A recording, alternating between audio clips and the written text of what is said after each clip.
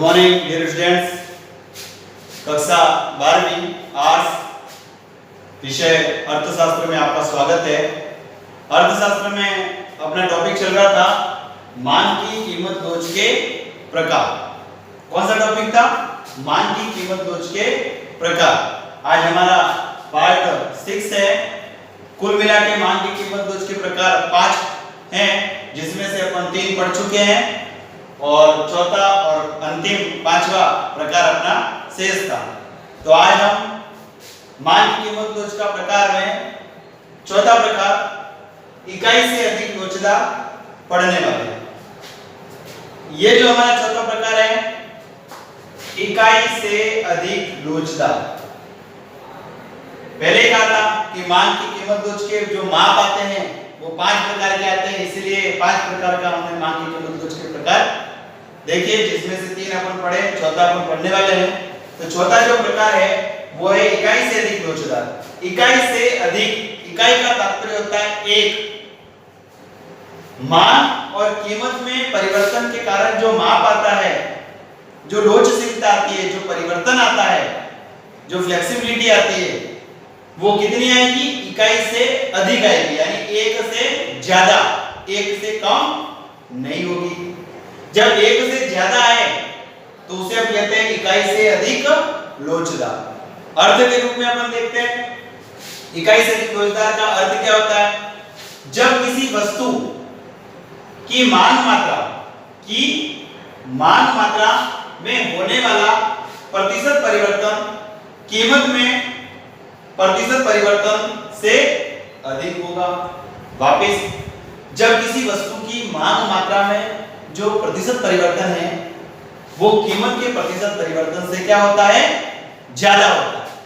यानी कीमत में थोड़ा सा भी परिवर्तन होगा लेकिन मांग में परिवर्तन कितना हो जाता है?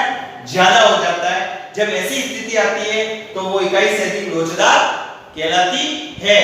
उदाहरण के तौर पर अपन देखते हैं बाजार में उपभोक्ता किसी वस्तु की मांग, माना कि कोई वस्तु 10 रुपए की मिल रही है तो 10 रुपए की वस्तु पर वो कितनी मांग कर रहा है? 100 इकाई की मांग कर रहा है।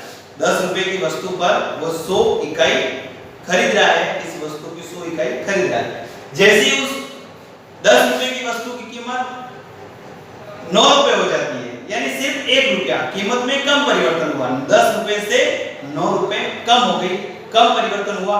लेकिन वस्तु की मांग जो 100 इकाई थी वो एकदम बढ़ के कितनी हो गई? 200 इकाई हो गई। कितनी हो गई? 200। तो कीमत में कम परिवर्तन हुआ लेकिन वस्तु की जो मांग मात्रा थी, वस्तु की जो मांगी जाने वाली मात्रा थी, उसमें ज्यादा परिवर्तन हो गया। तो यह इकाई से अधिक लोचदार है। यानी कि जब वस्तु की मांग मात्रा में जो प्रतिशत परिवर्तन हो रहा है वो कीमत के प्रतिशत परिवर्तन से क्या होता है? ज्यादा होता है। इसको डायग्राम के तहत हम समझते हैं। डायग्राम में देखो आप, ये y अक्ष है और ये x अक्ष है। मैंने पहले ही कहा था P और P1 का जो कॉलम है y अक्ष, वो किसको दिखाता है? कीमत को। और x अक्ष का कॉलम है जो किसे दिखाता है? मांग को। तो P और P1 में तात्पर्य होता है P प्रारंभिक कीमत है और P1 नई कीमत है। P कौन सी कीमत है? प्रारंभिक। और P1 कौन सी है? नई कीमत। इसी तरह Q प्रारंभिक मांग मात्रा है और Q1 नई मांग मात्रा है। तो हम देखेंगे कि ये जो P तक, जब किसी वस्तु की कीमत P थी तो वो कितनी मांग कर रहा था? Q। कितनी मांग कर रहा था? Q इकाई की मांग कर रहा था। जैसे ही P से कीमत घट के P1 हो गई तो वो कितनी इकाई की मांग करने लग गया? Q1। अब इस डायग्राम को हम देखते हैं कि P से P1 कीमत होने पर ये इतना क्षेत्र, इसका क्षेत्रफल देखो कम नजर आ रहा है कीमत का। ये जो क्षेत्रफल है वो कीमत का क्षेत्रफल है, वो कम नजर आ रहा है। लेकिन मांग का क्षेत्रफल कितना नजर आ रहा है? ज्यादा। यानी कीमत में कम परिवर्तन हुआ और मांग में कितना परिवर्तन हुआ है? बहुत ज्यादा परिवर्तन हुआ है। तो कीमत, मांग में ज्यादा परिवर्तन और कीमत में कम परिवर्तन। जब ये आगे शर्त में देखो, जब वस्तु की मांग मात्रा में जो प्रतिशत परिवर्तन होता है वो कीमत से क्या होता है? अधिक होता है। तो देख लो, मांग मात्रा में जो प्रतिशत परिवर्तन है वो कीमत से क्या है? अधिक है। तो ये कौन सा प्रकार होगा मांग की कीमत लोच का? इकाई से अधिक लोचदार। जैसे कि अपन उदाहरण, इसको सवाल के रूप में अपन देखते हैं। कीमत में माना कि 10 इकाई का परिवर्तन हो रहा है। कितनी इकाई का परिवर्तन हो रहा है? 10।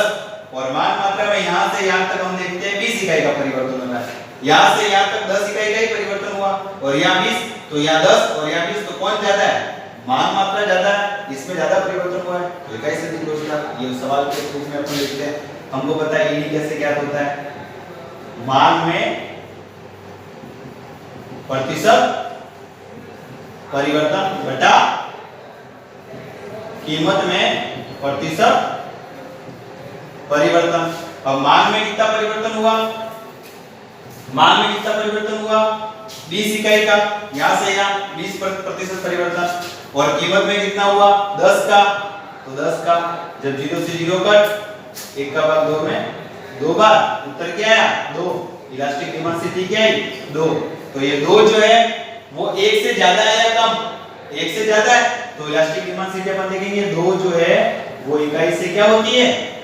ज्यादा होती है। संख्या ज्यादा है 2, इसीलिए इलास्टिक डिमांड स्थिति इकाई से अधिक है। ये देखो इकाई से अधिक, इलास्टिक डिमांड स्थिति अधिक है किससे? 1 से। और उत्तर भी हमारा 2 आया, 2 1 से अधिक है, इसीलिए ये सिंबल यूज किया जाता है इलास्टिसिटी डिमांड इकाई से अधिक। ये हो गया इकाई से अधिक लोचदार। अब इकाई से कम लोचदार भी माप आता है। इकाई से कम लोचदार इसकी पूरी विपरीत स्थिति। अब कैसे? अर्थ देखो, इकाई से कम लोचदार यानी 1 से कम ही उत्तर आएगा। 1 से कम यानी कि पॉइंट में कोई भी उत्तर आए, पर 1 से ज्यादा नहीं, 1 से कम उत्तर आएगा तो उसे इकाई से लोचदार कहते हैं। ये स्थिति कब आती है? तो अर्थ देखो, जब किसी वस्तु की मांग मात्रा में जो प्रतिशत परिवर्तन होता है वो कीमत के प्रतिशत परिवर्तन से क्या होता है? कम। क्या होता है? कम होता है। यानी मांग में जो प्रतिशत परिवर्तन हो रहा है कीमत के प्रतिशत परिवर्तन से क्या है? कम है। डायग्राम में आप चित्रों को डायरेक्ट देख लो, ये कीमत में प्रतिशत परिवर्तन ज्यादा भाग नजर आ रहा है और ये मांग में प्रतिशत परिवर्तन कम नजर आ रहा है। जब कीमत का भाग ज्यादा हो और मांग का भाग कम हो तो वो कौन सी होती है? इकाई से कम लोचदार। इसको अपन देखते हैं, डायग्राम में देख लो, ये P1 प्रारंभिक स्थिति और ये P प्रारंभिक स्थिति और ये P1 नई स्थिति, नई कीमत। ये प्रारंभिक कीमत और ये नई कीमत और इधर ये Q प्रारंभिक मान और ये Q1 नई मान। अब आप ध्यानपूर्वक देखो कि जब कीमत P थी तो मान कितनी थी? Q। जब कीमत P थी तो मान Q है। लेकिन जैसे P से नई कीमत P1 हुई यानी कीमत बढ़ी तो मान घटी, Q1 हो गई। लेकिन कीमत जितनी बढ़ी है उससे कम मान घटी है, यानी कि कीमत की स्थिति ज्यादा है, कीमत में परिवर्तन ज्यादा है, कीमत में प्रतिशत परिवर्तन ज्यादा है, लेकिन मान में प्रतिशत परिवर्तन बहुत ही कम है। तो आप इस स्थिति को देख के ये बता सकते हैं कि वास्तविक कीमत की स्थिति ज्यादा, कीमत में जो परिवर्तन हुआ वो ज्यादा हुआ है और मान में कम हुआ है। और जब भी मान में कम प्रतिशत परिवर्तन होता है और कीमत में ज्यादा प्रतिशत परिवर्तन होता है तो वो कौन सा प्रकार होगा? इकाई से कम लोचदार, यानी 1 से कम परिवर्तन हुआ है। इसको शो करते हैं इलास्टिसिटी डिमांड इकाई से कम, इससे कम का चिन्ह। अब हम उदाहरण के तौर पे देखते हैं, कीमत में परिवर्तन माना कि 20 का हुआ और मान में परिवर्तन माना कि 10 का हुआ, तो उस वक्त अपन देखते हैं कि ये फॉर्मूला वापस ये रहेगा, इलास्टिसिटी डिमांड मान में प्रतिशत परिवर्तन बटा कीमत में परिवर्तन। अब मान में कितना परिवर्तन हुआ? 10 इकाई का, तो ऊपर लिख दिया मैंने, और कीमत में प्रतिशत परिवर्तन कितना हुआ? 20 का, तो नीचे लिख दिया।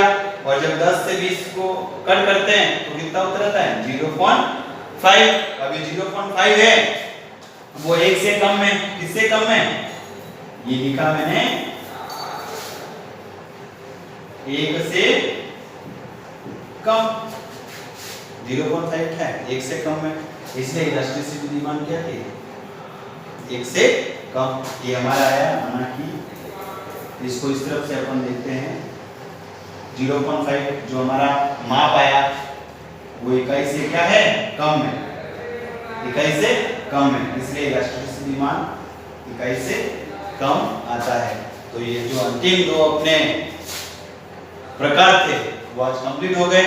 इस तरह से हमने पार्ट 1 से लेकर पार्ट 6 तक मान की कीमत लोच किसे कहते हैं, मान की कीमत लोच के पांचों प्रकारों के बारे में हमने पढ़ा।